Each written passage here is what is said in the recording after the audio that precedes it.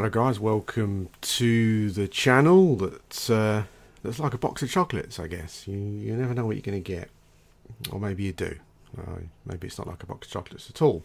Anyway, Bob here, and I'm playing Everquest, as you can see, again. And I thought I'd quickly show you this. I'm about to go and buy Spirit of Wolf and then move on somewhere else. But I thought I would show you this. Just as something I don't think I've done recorded before, from a point of view of hunting spots. It's not brilliant, honestly. I mean, a lot of them, when I came here, the mobs are sort of yellow, still kind of yellow. Really, I only came here at level 8, so they haven't changed much. So obviously, it's not very realistic for people generally. Actually, I would probably say that you could probably do this even without a fungus tunic, as long as you had as long as you had some hit point rings, maybe, and a decent weapon. That mystic up there is yellow. The mystics are a bit more annoying. Yeah, so basically, I'm just outside of Kazakh Fall, and there's 3 pyramids that have got single spawns. It can be warriors or mystics. Mystics are obviously a lot more annoying. I try and interrupt their spells, but you know, a slam that never levels up interrupts very rarely, and actually interrupted there. There you go. Yeah, I mean, I would say that if you came in with a decent weapon, as long as you can kind of burn them down quick with your weapon, I think you'd be alright even at level 9 without a tunic. I'm trying to see how much damage they're doing. Not a huge amount. I mean, my AC is quite high as well, I guess. I mean, if you're coming here reasonably twinked, I think you'd be okay. I've just been blinded, which is annoying. I saw recently that one of the patch notes, or people saying on the forums, that the priests have had a bit of a damage decrease, and I'm not quite sure where that's coming in from. I'm not sure if they've just lowered the max damage that priests hit for, or if it's more to do with just hitting. You know, maybe we're missing more. I'm not sure, but yeah, I did kind of vaguely test it on a higher level shaman that I've got. Yeah, so there's that one there, one over there. There's one here. You do get a warrior that wanders along here as well. So we'll wait for him. I did test it on a higher level, and like with a granite face grinder, I still seem to be doing fairly big damage. So I don't quite know. What's happened there. I guess it's something to do with the maximum damage that they can do has been reduced in some form. But we'll have to see. Let's forget that for now. There's the 3rd pyramid. Nothing spawned yet. There's that warrior. There's a warrior that wanders around. I was about to say I'm kind of going to wander off, and I'm going to wander off and do stuff. I'm going to head towards the oasis areas. Maybe move through to common lands. Maybe hit up Befallen. We'll see. Once you get Spirit of Wolf, the Wells you lobster, really. You know, it's you can just sort of travel around and have a good time. I quite like doing that. Like when I leveled a shaman previously, I don't think I did any recording for that particular one, or not much anyway, at the early levels. But what I did was I went through.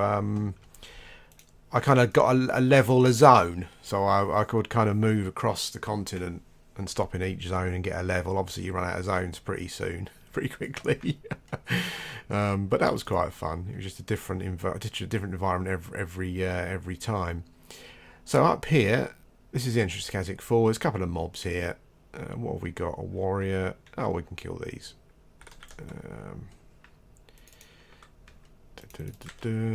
He's even con. Yeah, there's a couple of mobs here you can pull.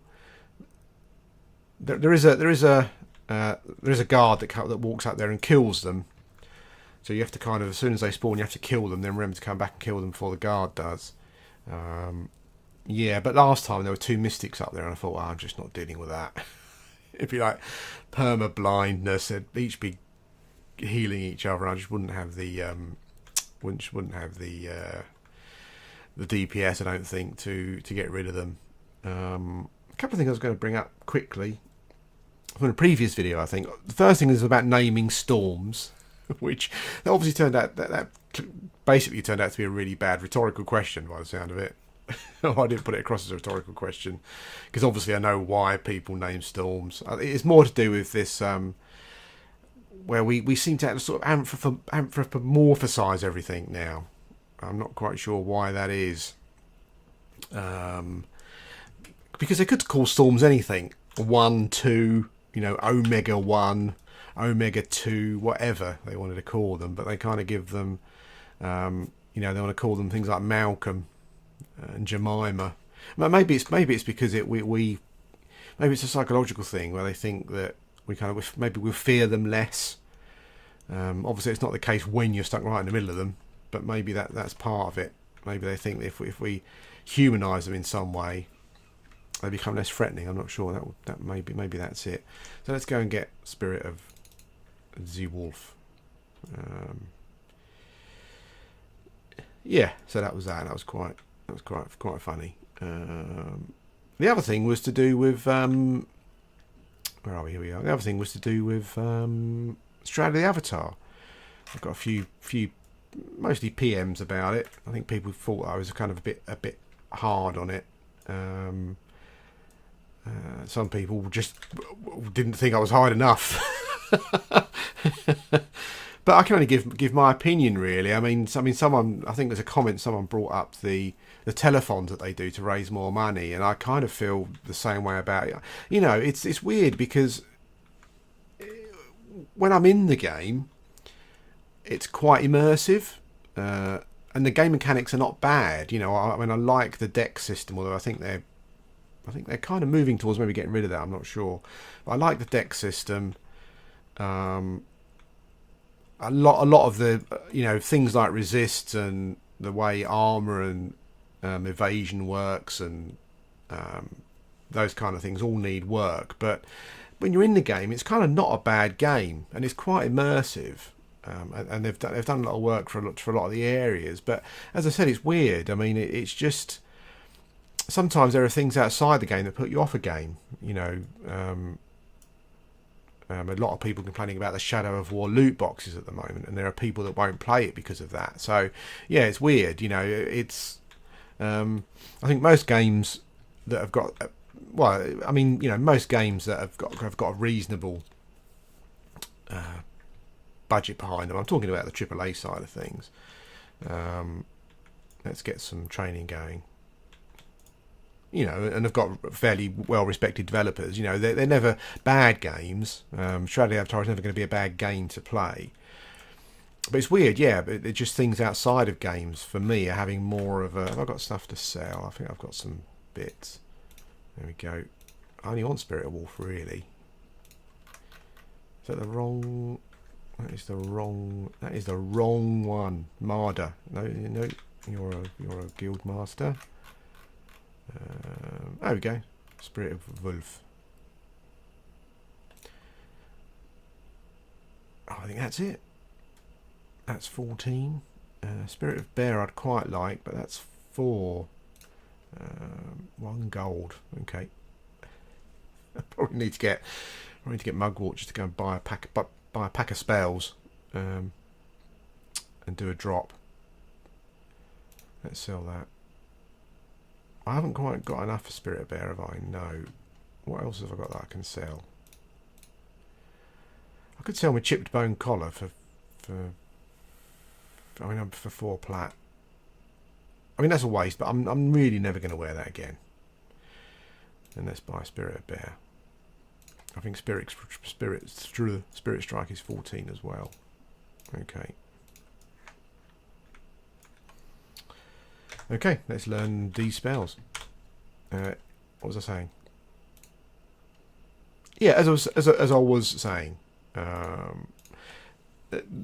most games are generally not bad games, and I'm finding that what the practices of what goes on outside of the game is kind of more important. And I know that if you go and put this sort of thing up on the forum, Shroud of the Avatar, there are a lot of people who will go ballistic and will insist that Portalarium are 100% legit, honest, and I'm not saying they're not. They probably are, but there are certain things that there's certain business practices they're using that I've just kind of personally just found off-putting, really. And I think the development, the way that they've, I guess the financial side of things, the openness of development, and also, like someone mentioned, they have these telethons, and they, and they encourage people that have already spent a fortune, to come to a telethon and watch it and spend a fortune again on stuff for their house and whatnot, and I just dread to think the amount of money that people have invested in it. And I do think it's kind of similar to loot boxes. I was watching a video the other day and someone was talking about loot boxes, where these kind of loot boxy things are really bad for people with like gambling addiction and certain addictions of a similar nature. Now, I'm not one of those. Oh, has my gate collapsed? Yeah, it has. Oh, I'm not one of those. One of the things I hate is where people don't take responsibility for their own actions. We're in this culture where it's never our fault. If your kid's naughty at school, it's the school's fault. It's not your fault. If you go to McDonald's and you buy something and I don't know, and surprise, surprise, you put on weight, it's not your fault. It's their fault. I really hate that sort of culture that we're sort of creating for ourselves. And I do think, no disrespect to my my wonderful American viewers, but I do think this is something that has come from America to here, because it was only something recently that I think we've kind of been getting into recently. But I remember seeing the kind of adverts for, where there's a claim, where there's blame, there's a claim type things in America a long, long time ago, and it's only in recent years that we've had it here. So I'm not one of those people that thinks that it's never anyone else's fault, but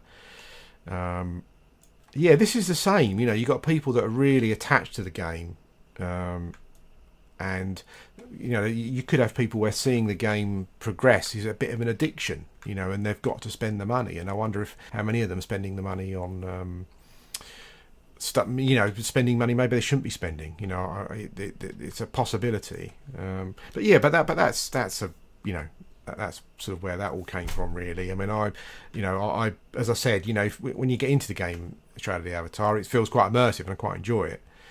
But it's everything outside of it that that kind of put me off, really. Someone said I should give it another go, maybe do a couple of videos and talk about those kind of things. Try and talk about them,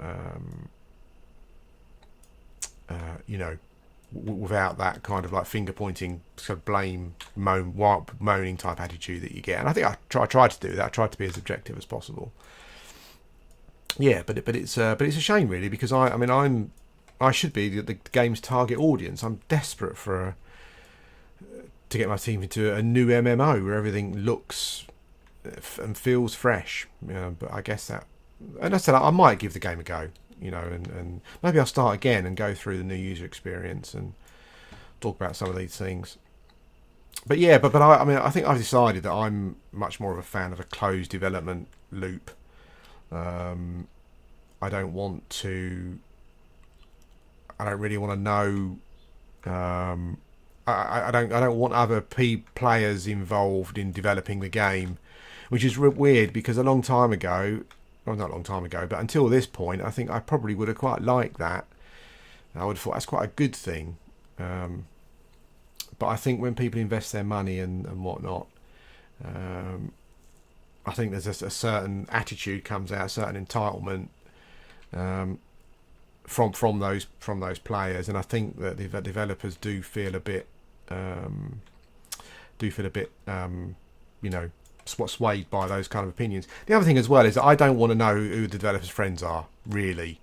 I don't want to know who they're paddy with, who they're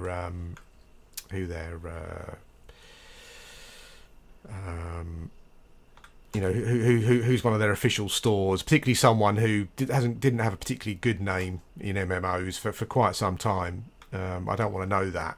I don't want to be under the impression that there are people other than developers, just because of who they are, because of how much money they've spent, are having an influence on a game that I'm going to pay money for and invest time in. I think that's the thing. So yeah, I think in future I will probably avoid supporting that kind of development and go for the yeah, like the Pantheon way, I guess, the more closed development where you have closed alphas and betas, and it's all, you know, and most of the game is kind of sorted out before, you know, your average player gets to look at it. Yeah, I think that's what I would do, or at least, you know, what they seem to have done is kind of quite restrict. I guess in a way, when you think about it, it's a similar practice, I guess, in a sense that I think there are people playing the game at the moment who, in the alpha, who there was a tier that you could spend a lot of money to get into the alpha early. I guess it's kind of a similar thing.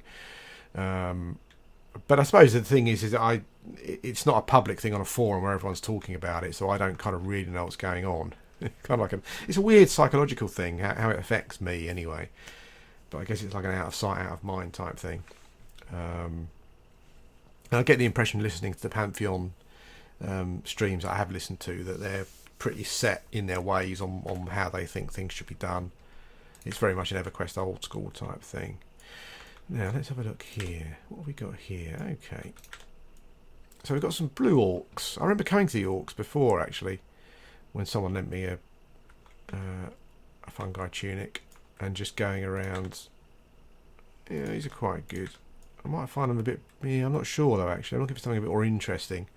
I quite like fighting along the coast. I need to put my headphones on in a minute. Sorry there's no sound on this. There should be sound.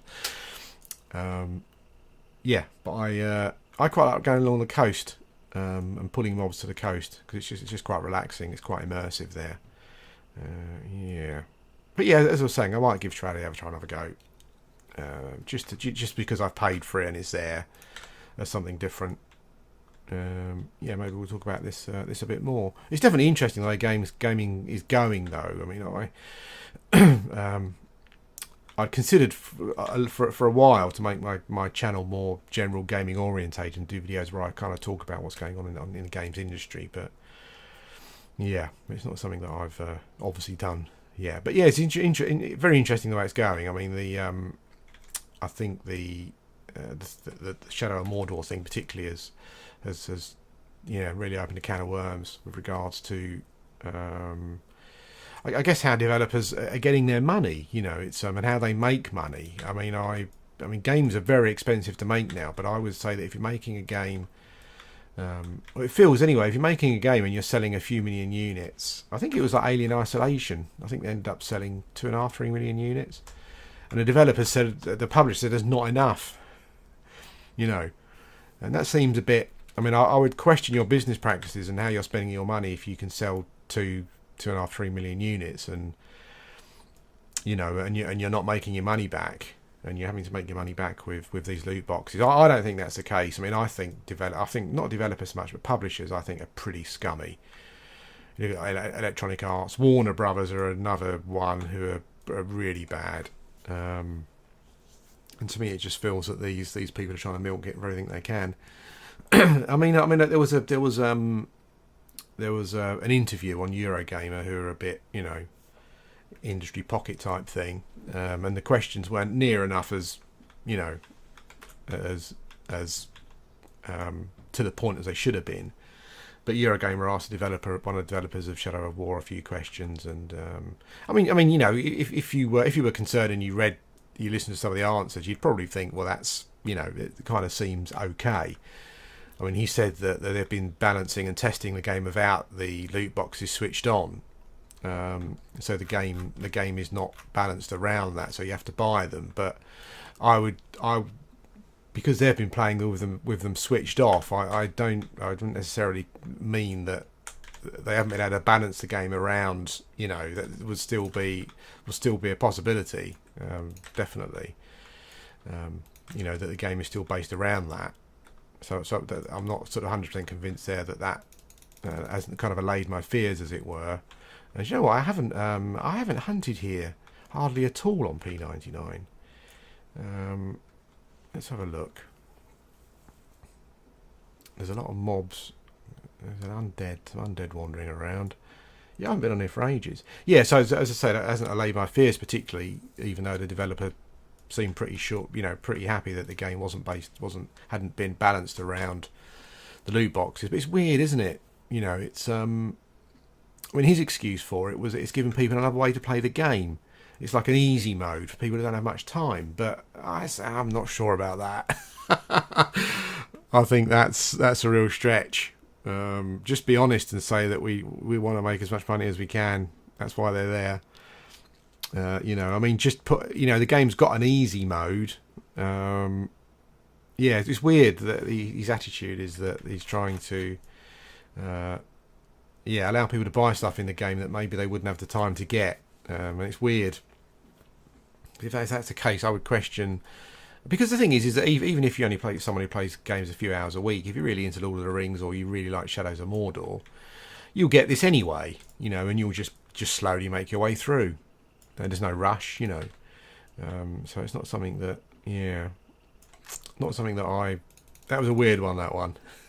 That was a questionable reason for having loot boxes in.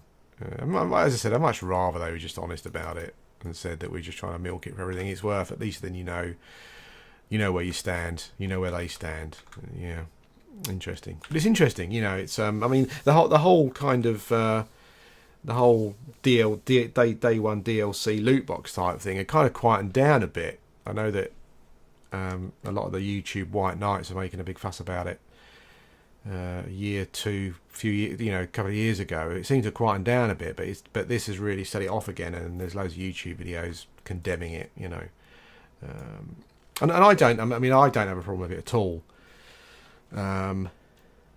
because to a certain extent I feel that we should be responsible for our own actions. And if you go and spend a load of money on loot boxes that you shouldn't have done, well, you kind of have to take some responsibility for that. But at the same time, I do understand that there are people with addictive personalities. It's a real psychological issue for them. And that's the only thing that concerns me about it a bit. Is that these people could be vulnerable to this type of thing. I'm not quite sure. I'm not sure how else you would go about it. Really, I mean, what I was thinking of doing was, I really wanted to play. Well, I say really wanted to. I looked at Shadow of War, and for me as a Tolkienista, the loot boxes are the least of my worries. Right, because the things they do with the lore is just terrible. A ranger running around Mordor killing everyone, who's got the spirit of a. I can't remember the name of the elf who made one of the rings, but he's got his spirit in him, and he can transform into him. And in this game, you've got like Shelob. They're going to make her into a woman, a female, and I don't know why. It's just all lore breaking. But there were some systems in there that I thought were really great. Like the Nemesis Orc system. That seemed awesome. And I thought to myself, yeah, that would all be pretty decent to try out. And I was all ready to play Shadow of Mordor and then give Shadow of War a go, but the old loot box thing has kind of put me off. But what I was thinking about doing is maybe buying Shadow of War and then doing a couple of videos on it. Recording a couple of videos just to see, to have a look at the game, but also just to see how intrusive the loot boxes are. Are they rammed in your face?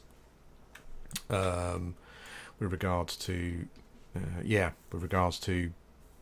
someone who might be, itchy fingers with regards to that sort of thing. Is it rammed in their face, or is it fairly? I would rather it wasn't there at all, and you had to click through menus and stuff to actually go and do it. But I wonder if it'll be something that will actually show up. The other sort of general thing I've been thinking about doing is playing Destiny 2. Destiny 1 was kind of one of those games that I kind of wanted to get a PS4 for, which might sound strange when you think about the games that I do play on the channel. But I love games where numbers go up.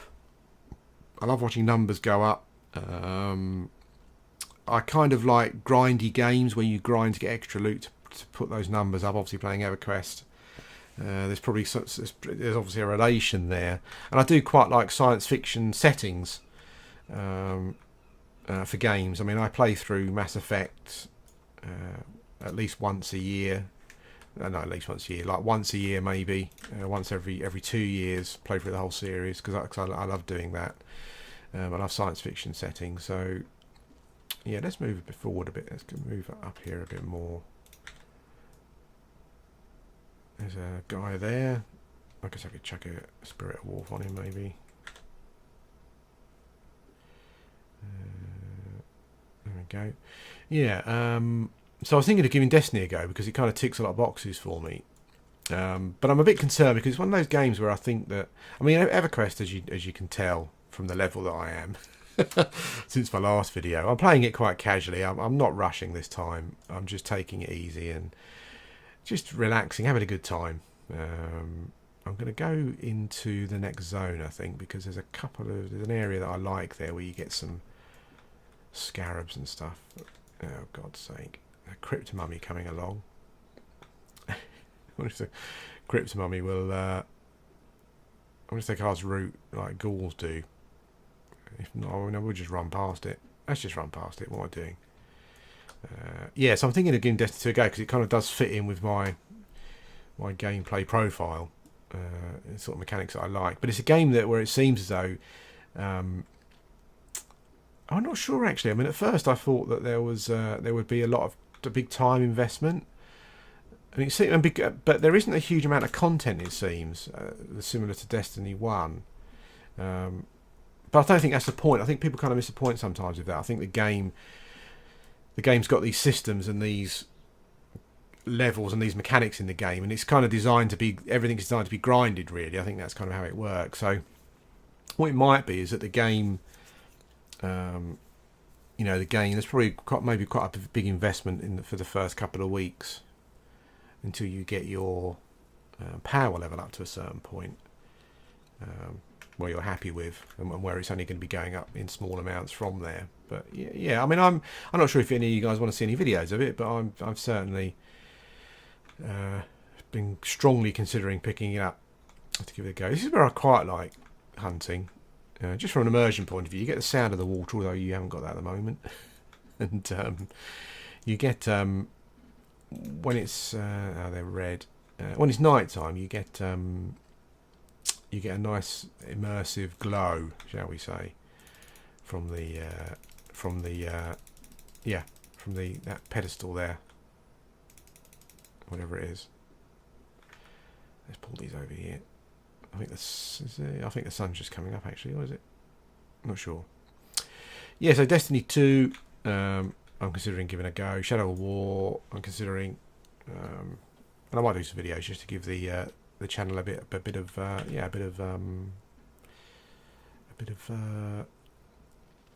what should we say? A bit of variety. What else can we talk about? What else can I talk about? Trying to fit everything in. Let's talk about some other pop culture type stuff that I'm into. I watched Alien Covenant the other day. I find it hard to get to the cinema. I was hoping to get to see the new Blade Runner. I was dead against new Blade Runner at first.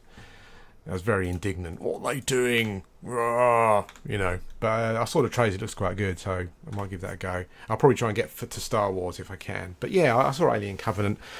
I wasn't too impressed particularly. It's weird where I'm not quite sure what he's doing to the franchise, but when I think back to Alien and Aliens, everything in them is so much more relatable. I'm not sure if it's a trend with films now where they have to put smart hipster geeky people in them, like scientists and stuff, but Aliens are so much more relatable. I mean, the issues that the crew had in Aliens were they going to get a fair share of the pay? They're just like space truckers, really. They don't give a damn about anything apart from the fact that they're manual workers, working class. Are they going to get paid what they deserve? And in Aliens they were just like grunty soldiers. And for anyone who plays computer games and stuff, Doom, that kind of thing, it's all relatable. But I just find these people completely unrelatable. And it feels a bit like they've been picked by a committee. It's a bit like where you see when you see programs on the TV, like reality programs that just contain normal people, not celebrities, and it feels like they've been chosen by like a committee. And even as like a liberal lefty, you know, I'm finding it a bit odd. You know, when you see you see a sort of reality show, and it's like it seems that they kind of have a checklist where, you know, you have to have a black person, an Asian person, and a gay person, and blah blah blah, which is great. I mean, I'm pro diversity, as I said. I'm a massive lefty liberal lefty. But it's weird. It's all, and I guess you know, I can't talk about politics too much because I mean I'm kind of one of those people who's getting slightly fed up with kind of gaming seems to now have for a few years now it's been happening. Gaming seems to have I've kind of gone off track here, off topic. But gaming seems to have fallen in. Gaming seems to have attracted the kind of like the SJW people who want to force their politics on things, where, you know, female characters in games should only be dressed a certain way, and there's got to be more diversity and stuff, which I'm all for, 100%. But I don't like where I feel that it's being someone else's politics is being rammed down my throat. It's interesting. I'm completely off topic, really, but it's interesting. But I was playing through Mass Effect 3 recently, and when you walk past when you land on a planet and you walk past the entrance bit, and you've got like the you know, the administration desk at the front. Every time I walked past it, there would be a character there looking for their wife or husband, but it was always a woman looking for her wife or a man looking for his husband. The few times that it happened, and as I said, I mean, I've got no problem with that at all. But that really felt cynical. It really felt someone had focus grouped this, and they'd purposely done it, not because it felt natural or organic. They just felt that they just wanted to do it because they wanted to sort of push their politics onto you, people playing the game. And so I mean, it's kind of off topic. I went there, I think. But yeah, but the crew of the Covenant just seemed as though it had been focus grouped into the ground, and I just didn't relate to them in any way. And also the thing is as well, is that another thing, I mean, it was just full of boring horror tropes that I've seen before. I mean, these people are supposed to be intelligent, but they land on an alien planet they know nothing about, and they leave the pilot on her own. And then a botanist wants to go off and do some work, and they leave two of them on their own. And it's just, oh, really? You know, these are supposed to be like hyper-intelligent scientists and are acting like morons just to fit in these horror tropes so they can build tension. It doesn't build tension. You're just like, oh, Jesus, you know. I mean, it looked great. And I would have to say that I quite enjoyed the David... I can't remember the name of the new android that's in it, but I like the David other android kind of angle story. That was pretty decent. I like that, although the ending was pretty obvious. You know, you kind of knew, oh buddy, I pulled a June tarantula here, and it looked like it was a mistake. I didn't realise these guys were much higher level. Holy smokes. Okay, and I know I'm poisoned, so I think I might have to zone, but I think it's going to be easier for me to zone this way, isn't it? Okay, maybe I can just regen some health back.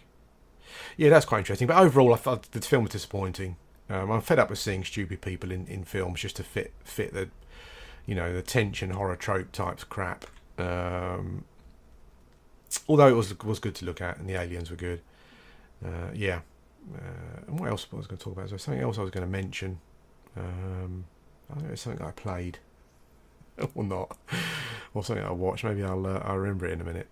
But let's just zone here. Where is he? There he is. I kind of gained a bit of. Let's see if I can. I might be able to win this fight. Actually, they're pretty slow, aren't they? Spiders.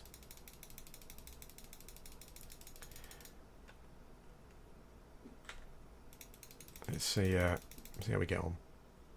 Ouch. I think spiders run, whereas scarabs don't. So maybe we can get it to run. Maybe not.